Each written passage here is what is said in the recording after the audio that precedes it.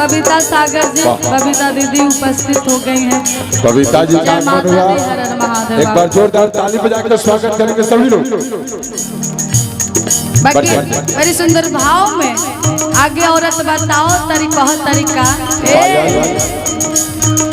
हरदम गंदा गंदा हमारा से बात करेला,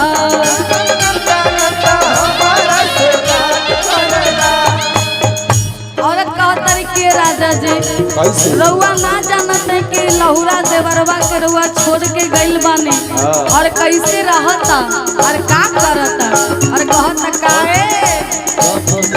हरदम गंदा गंदा हमारा से बात करेला, अब चाहे कमर पर हमरा हाथ धरेला, हरदम गंदा गंदा हमारा से बात करेला, कब चाहे कमर पर हमरा हाथ धरेला, कहेला सावन सैया हमर बातली रउआ मान, नाता माहुर खा के अदिति दे दी अपन जान,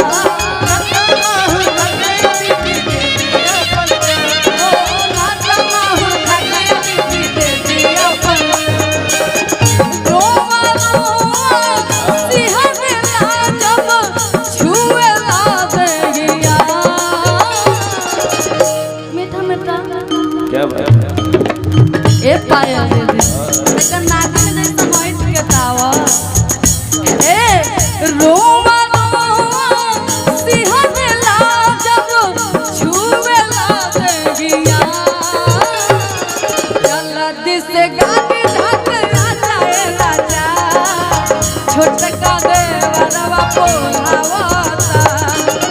रतिया में रोजे कनक चला के, रतिया में रोजे कनक चला के सजिया पहमा के बोलावता, सजिया पहमा के बोलावता।